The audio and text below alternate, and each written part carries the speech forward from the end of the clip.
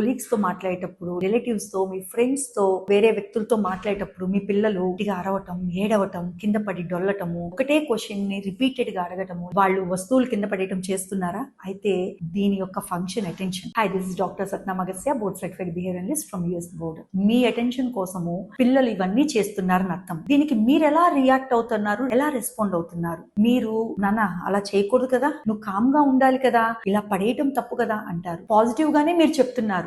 మీరు మాట్లాడేది positive version అయినా నెగిటివ్ వర్షన్ అయినా అది అటెన్షన్ లోకే వస్తుంది. సో ముందు మీరు ఇది తెలుసుకున్నారు కదా, అటెన్షన్ కోసమే ఇవన్నీ చేస్తున్నారు. వాళ్ళు ఇన్సెక్యూర్డ్ గా ఉన్నారు, వాళ్ళతో మీరు ఎక్కువ టైం స్పెండ్ చేయండి. ఆ ఇన్సెక్యూరిటీని మీరు ముందు బయటికి లాగండి. ఎప్పుడైతే వాళ్ళు సెక్యూర్డ్ గా మీతో కొంత టైం స్పెండ్ చేస్తారో వాళ్ళకు ఒక కాన్ఫిడెన్స్ వస్తుంది. మా అమ్మ ఎవరితో మాట్లాడినా, మా నాన్న ఎవరితో మాట్లాడినా ఫైనల్ గా నా దగ్గరికే వస్తారు. ఫస్ట్ ఆ సెక్యూరిటీని బిల్డప్ చేయండి. ఒకవేళ పిల్లలు ఇన్అప్రోప్రియేట్ బిహేవియర్స్ చూపిస్తూ ఉంటారు, అంటే పదే పదే తన్నటము, గోడకి తల గుద్దటము, లేదంటే కనుక ఏదన్నా వస్తువు పెట్టి టేబుల్ మీద కానీ నేల మీద కానీ చేయటము, మీరు ఏమీ మాట్లాడకుండా మీరు ఆ బిహేవియర్ని కంట్రోల్ చేయాలి. ఒకవేళ మీరు రియాక్ట్ అయినట్టయితే వద్దన్నానా, అది తప్పు, అలా బ్యాంగ్ చేయొద్దు అంటే గనక ఇంకా బిహేవియర్స్ ఎక్కువైపోతాయి. మీరేం చేయాలి అంటే ఏమీ మాట్లాడకుండా పిల్లల్ని ముందు కామ్ డౌన్ చేయండి. ఆ చేతిలో ఉన్న వస్తువుని మెల్లిగా లాక్కొని కామ్ గా కూర్చోపెట్టి మీరు వాళ్ళ వైపు చూడకుండా నెంబర్స్ 1 to 10 కౌంట్ చేయండి. సో